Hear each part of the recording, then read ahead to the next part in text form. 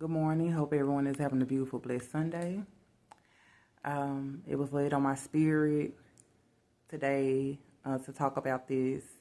I was kind of hesitant, but God is just using me to just help others and to save souls.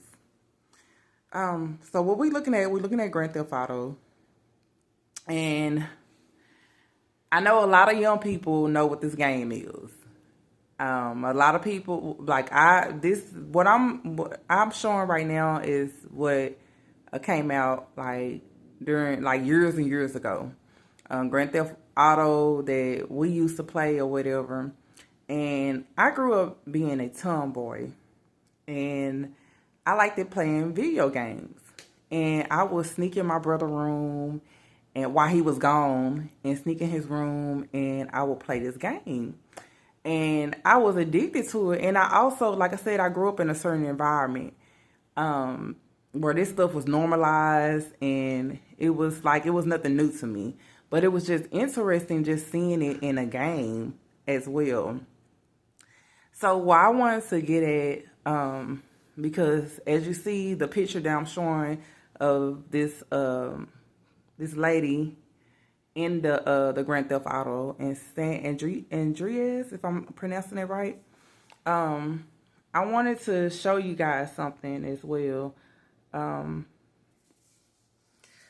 my arm, I know you guys can see on my arm, I have this same woman tattooed on me. I end up getting this tattooed on me when I was like in my teens. And it's just a little story to tell you guys that I was, living a certain life. I got introduced to a certain life at a young age. Growing up in a certain environment, and you just thinking all this stuff is normal. And also, I just wanted to get to the passage as well, because I'm also going to always focus on a passage. So we on 1 Corinthians, and we on chapter 6, and we're going to go from paragraph 19 to 20. And I end up getting introduced to a life of the underworld. I'm going to say it. Where people, like young people say, jumping off the porch. And like the pimping and prostitution life. Like I said, I grew up in a certain environment. As a teen, I started being rebellious.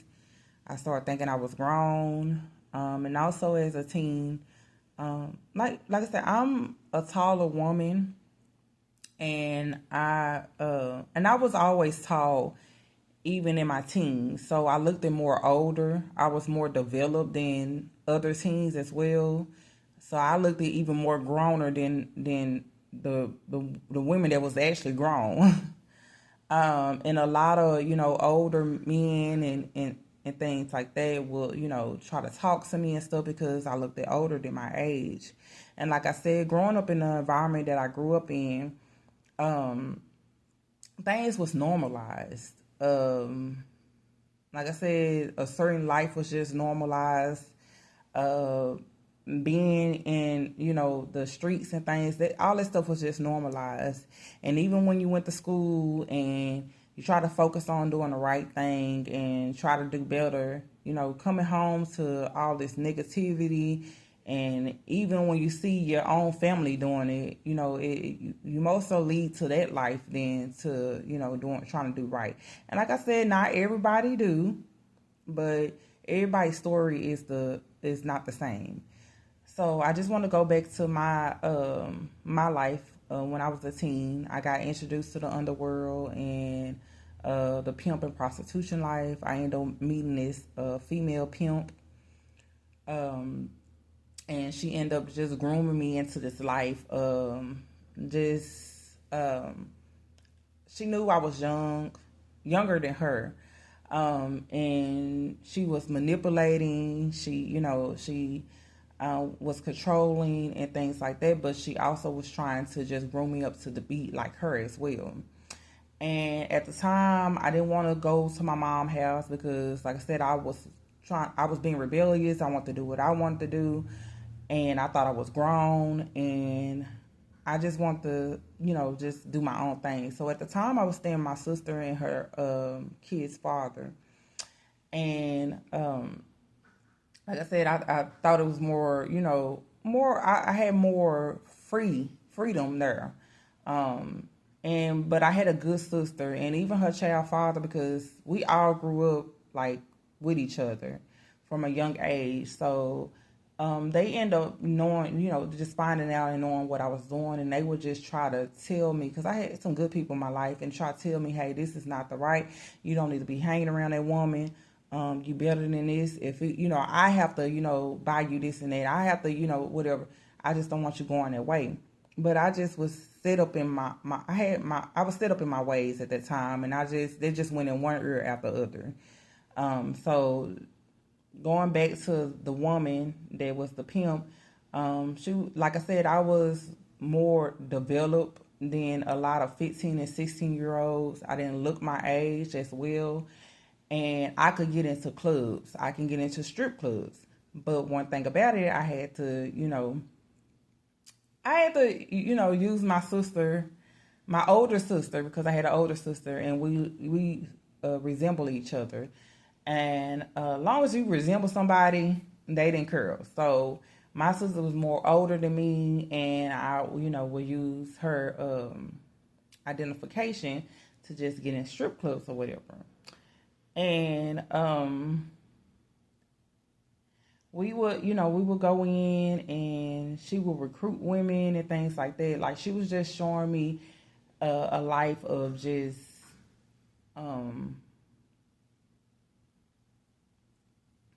of the underworld. And I was just so, surprised. It was something, just new to me. But it was something that I grew up around, but it was something new to me, because, like, I'm actually engaging into this lifestyle or whatever. And it's just to go back to what I'm talking about. I always, when I tell my stories, I always want you guys to gravitate to the Bible. Our bodies is our temple. We have to take care of these bodies. We have to love ourselves. And this is just to tell you guys that we've been living the wrong way. These tattoos, the things that we do with our bodies and stuff, is not the plan of God. It's not how God wants us to live. It was not his plan when he created this world for us to live. We've been living wrong all these years, been taught the wrong ways. Living in the devil's world. And like I said, a lot of people, they end up giving their life to Christ. They end up, getting their soul saved. They don't like to get deep down into stuff like this. But we have to keep it real with the world. They want to make it seem like they was always just holier than thou and never did anything wrong. But we have to keep it real with people.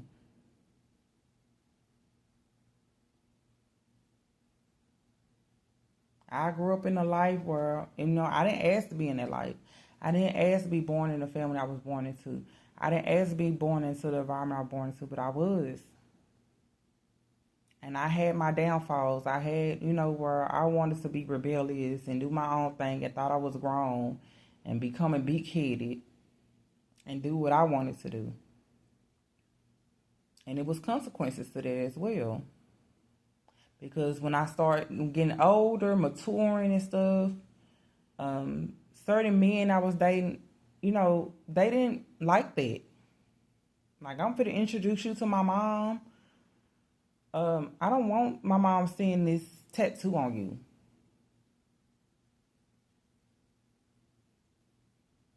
And some of these men were really living a life, like, about their life, but you have to understand, a man to find a wife, he find a good thing. Not a woman that's still acting like she in the streets. don't have respect for herself,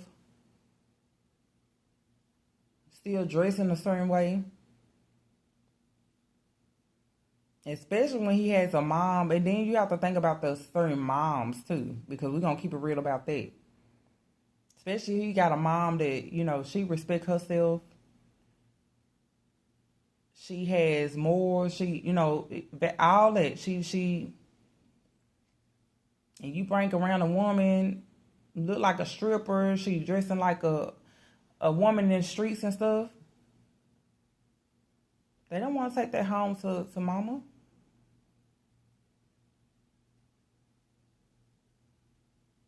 And it was ways that I thought about, like, how can I get this off of me? Like, I even asked God, like, God, I'm so sorry for what I did to my body. Like, how can I get this off of me? And then I was like, if I try to get it off of me, it's going to make it worse. So it's like,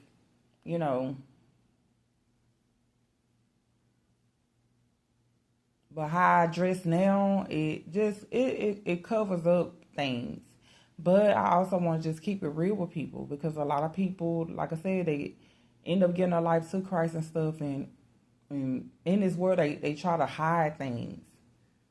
And I understand, because you don't want people to be led the wrong way, but you just have to keep it real with people. This is who I was before God saved me. This is the life that I lived before God saved me, but that's not me anymore. That's not who I am anymore. But if he can do it for me and the life that I used to live and what I used to do, and he changed me and he's using me now to preach his word and to share the Bible and doing his will for the whole world, he can do it for you. So I love all you guys.